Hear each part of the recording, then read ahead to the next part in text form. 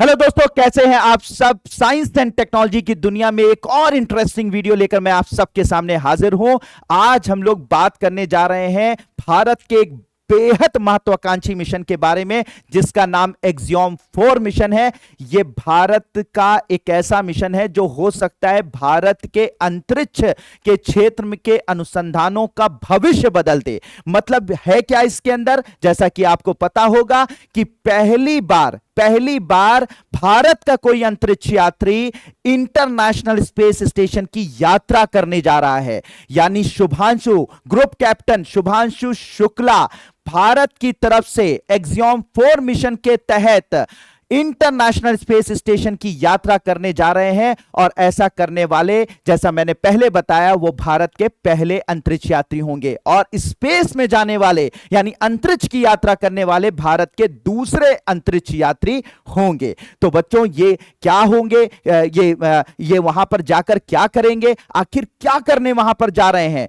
तो पहले तो इस मिशन का जो ऑब्जेक्टिव ये है कि अगर भारत के अंतरिक्ष यात्री शुभांशु शुक्ला अगर अंतरिक्ष की यात्रा करेंगे, इंटरनेशनल स्पेस स्टेशन की यात्रा करेंगे, तो वहां पर जो भी एक्सपीरियंस लेंगे उसका उपयोग भारत के आने वाले जो मिशन है, भारत का जो मानव अंतरिक्ष मिशन है गगनयान, उसमें उस एक्सपीरियंस का यूज करेंगे, जिससे हमारा जो अपना खुद का गगनयान मिशन है वो पूरी तरह से सफल हो सके। लेकिन ये जो 15 से 20 दिन की यात्रा इंटरनेशनल स्पेस स्टेशन की शुभांशु शुक्ला करने जा रहे हैं, आखिर वो इस 14 से 15 दिनों के अंदर करेंगे क्या, वहां पे कौन से ऐसे एक्सपेरिमेंट करेंगे।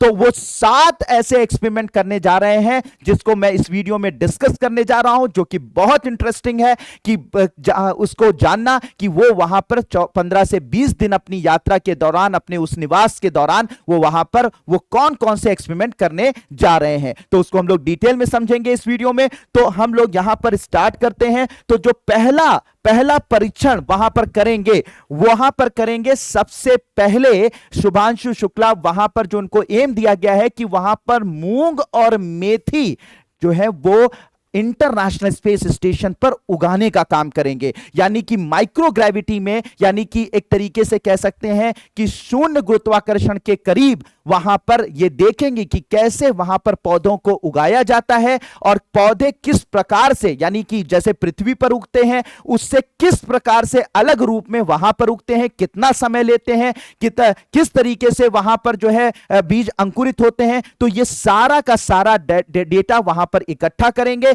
और इसी डेटा के आधार पर कल हमें अगर मून पर जाना हुआ, चंद्रमा पर जाना हुआ, या मंगल पर हमें निवास करना हुआ, तो इन्हीं डेटा के आधार पर हम वहां पर भी सब्जियां या इस तरीके के जो दालें या सारी चीजें उगा सकते हैं। तो ये जो एक्सपेरिमेंट है जिसके तहत शुभांशु शुक्ला वहां पर मूंग और मेथी उगाएंगे, इसका भविष्य में बहुत ज्यादा उपयोग होगा। इसके जो डेटा हमें मिलेंगे उसका बहुत ज्यादा उपयोग हम अपने फ्यूचर मिशंस में कर पाएंगे। तो पहला परीक्षण 7 करेंगे, जिनमें पहला परीक्षण यह होगा। दूसरा यह होगा कि वहां पर माइक्रो एल्गी और साइनोबैक्टीरिया को स्टडी किया जाएगा। किस तरीके से माइक्रो एल्गी यानी कि जो शैवाल होते हैं, किस तरीके से साइनोबैक्टीरिया वहां पर ग्रो करते हैं, वहां पर कैसे बढ़ते हैं, कैसे वो उनकी ग्रोथ होती है, किस तरीके से उनके अंदर चेंजेस होते हैं, किस तरीके से उनके अंदर बदलाव होते हैं उस जीरो ग्रेविटी में, माइक्रो ग्रेविटी में, उसको समझने की पूरी कोशिश की जाएगी।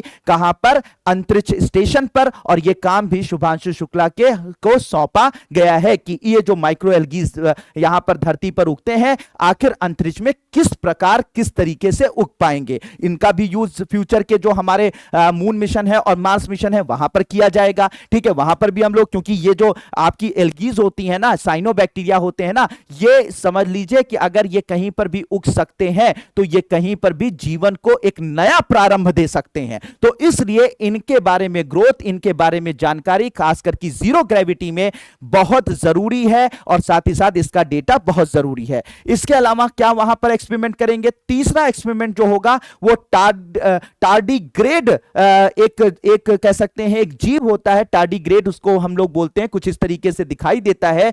ये एक ऐसा जीव होता है जो दुनिया में कहीं पर भी पाया जा सकता है। यानी कि यह अत्यधिक तापमान को झेल सकता है, अत्यधिक जो है वो कम तापमान को झेल सकता है, यह रहस्यमयी जीव होता है। और यह हर तरीके के तापमान को, हर तरीके के जो कह सकते हैं टेम्परेचर को, किसी भी तरीके के क्लाइमेट को, अगर इसको ऐसी जगह पे डाल दिया जाए जहां पर ये इसके मतलब ग्रोथ करने की कोई कैपेबिलिटी नहीं होती है, तो ये अपने आप को सुषुप्त अवस्था में डाल देता है, एक तरीके से अपने आप को न्यूट्रल कर लेता है, और जैसे इसको सही कंडीशन मिलती है फिर से ये अपने आप को ग्रो करना शुरू कर देता है, अपने फिर से ये जिंदा हो जाता है।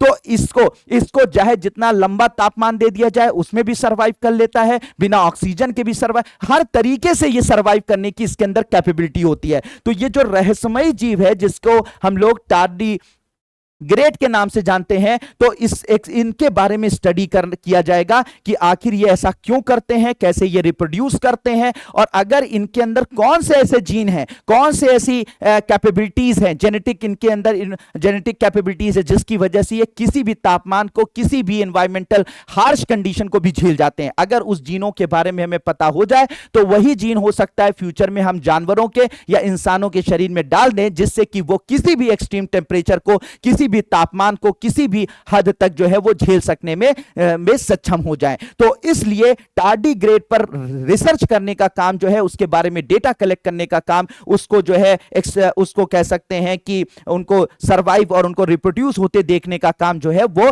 हमारे शुभांशु शुक्ला करेंगे। इसके अलावा नेक्स्ट एक्सपेरिमेंट वहां पर क्या करेंगे, चौथा एक्सपेरिमेंट मसल्स लॉस रिसर्च। मतलब यह होता है कि जब हम लोग जीरो ग्रेविटी पर या माइक्रो ग्रेविटी में रहते हैं तो हमारी मसल्स उस तरीके से मजबूत नहीं रह पाती हैं, बल्कि धीरे धीरे वहां पर ज्यादा समय बिताने की वजह से धीरे धीरे कमजोर होने लगती हैं। ठीक है, तो ये क्यों होती हैं, कैसे होती हैं और किस पेस से होती हैं, किस रफ्तार से होती हैं, तो उसको समझने की कोशिश की जाएगी कि जीरो ग्रेविटी पर या माइक्रो ग्रेविटी पर किस तरीके से हमारी मसल्स कमजोर होती हैं, लॉस होती हैं, उनको समझकर उनका डेटा तैयार करने का काम भी शुभांशु शुक्ला करेंगे। इसके अलावा क्या करेंगे, computer interaction and stress test. मतलब यह है कि कंप्यूटर को जब हम यूज करते हैं स्पेस के अंदर, जीरो ग्रेविटी के अंदर, तो ऐसी कंडीशन में वो किस तरीके से हमारे मेंटल यानी कि हमारे मानसिक जो क्षमताएं होती हैं उन पर असर डालता है, किस तरीके से वो हमारे स्ट्रेस यानी हमें तनाव की स्थिति में ले जाता है,